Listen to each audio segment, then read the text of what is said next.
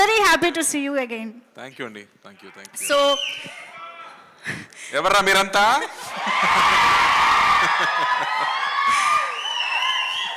So Karthik గారు, Thank you అమ్మా. I love you. Thank you.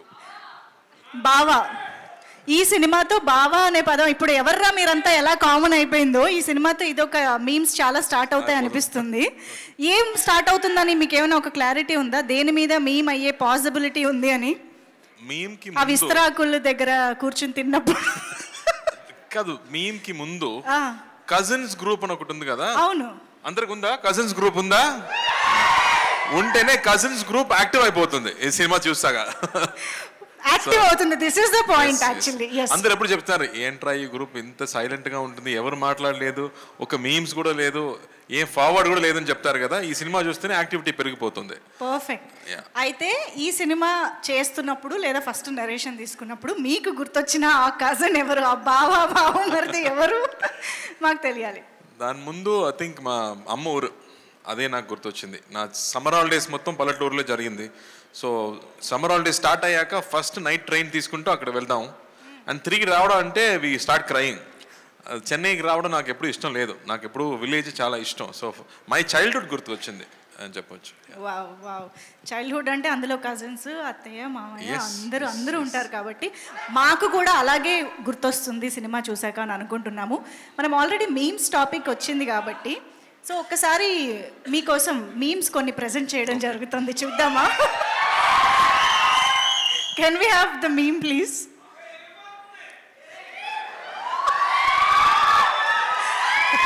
దేవుడు ఉన్నాడు రా, దేవుడు లేడురా. యాక్చువల్లీ ఈ మీమ్ ద్వారా మేమేం తెలుసుకోవాలనుకుంటున్నామంటే ఇలాంటి సిచ్యువేషన్ మీ రియల్ లైఫ్లో ఏమొచ్చింది అని. యాక్చువల్గా ఒక సిచ్యువేషన్ చెప్పొచ్చు. నేను చెప్పాను కదా, స్కూల్ డేస్లో ఊరికి వెళ్ళాలంటే ట్రైన్లో వెళ్ళాలి. సో ట్రైన్లో వెళ్ళే ముందు ఫస్ట్ చూడడం ప్యాసింజర్ లిస్టు, దానిలో ఫీమేల్ 20 ఫీమేల్ 16 ఏదైనా ఉందా అలా చూసాక ఒక ఫీమేల్ 20 ఫీమేల్ 18 ఉంటే అబ్బా ఈ ట్రైన్ జర్నీ హ్యాపీగా ఉంటుందిరా అని దేవుడు ఉన్నారా అని చెప్పాము. లోపలికి వెళ్ళాక నా సీట్ పక్కన అమ్మాయి ఏదైనా ఉంటే చూస్తే లేదు, అదే బామ్మ కూర్చుంటుంది. సీట్ చేంజ్ చేసి ఏమన్నా దేవుడు లేడురా అని చెప్పాము అప్పుడు. వామ్మో, వెరీ మచ్ రిలేటబుల్ కదా మీ అందరికి. నెక్స్ట్ మేము చూద్దాం. ఇది అసలు super duper famous meme. So ఒక్కసారి ఆ డైలాగ్ ఒకసారి చెప్పరా మళ్ళీ? ఇప్పుడే చెప్పాను మరి. రే ఎవర్రా మీరంతా. సో ఇప్పుడు అలా అని ఎప్పుడు అనిపించింది? ఫ్యాన్సే చెప్పాలి కదా ఇది ఎలా మ్యాచ్ అయిందని.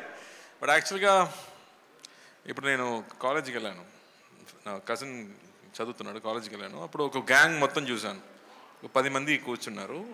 అందరూ సెల్ ఫోన్తో పాటు ఏదో టెక్స్టింగ్ చేస్తున్నారు. వీళ్ళందరితో మాట్లాడలేదు. అక్కడ అమ్మాయిలు, అందమైన అమ్మాయిలు వెళ్తున్నారు, అక్కడ చూడలేదు, ఇన్స్టాగ్రామ్ చూస్తున్నారు. ఎవర్రా మీరంతా అని అనిపించింది అక్కడ చూసాక. ఓకే, అమ్మా కార్తీక్ గారు ఎంత అప్డేటెడ్గా కాలేజ్ విషయాలను కూడా మర్చిపోలేదంటే మామూలుగా లేదు. నాకు సాడ్గా అనిపించింది. అందరూ ఫోన్లోనే మాట్లాడుతున్నారు, ఫోన్లోనే లవ్ చేస్తున్నారు, అన్ని ఫోన్లోనే జరుగుతుంది. Perfect sir. Yes, next meme please.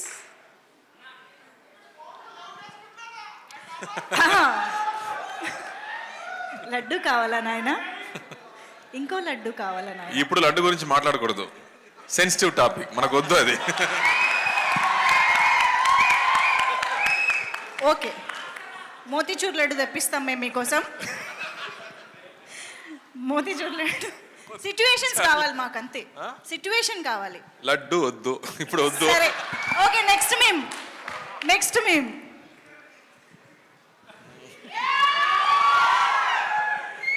ఇది ఎందుకు మీ యాసలో మీ స్టైల్లో చెప్తేనే ఆ డైలాగ్లా ఉంటుందండి. కొన్ని సిచ్యువేషన్స్లో మన చేతిలో ఏం లేదంటే ఏం చేయాలో చెప్పనా, చిల్లవ్వాలి. సో రిలీజ్ డే ముందు, రిలీజ్ డే ముందు ఇదే మనకి మీమ్. ఇప్పుడు ఫోన్లో వాల్ పేపర్గా పెట్టుకుని చూసుకుంటాడు అంతే. అమ్మ పని అన్నీ అయిపోయింది, ఆ తర్వాత ఫ్యాన్స్ చేతిలోనే ఉంటుంది కదా, సో అప్పుడు చిల్ అవ్వాలి.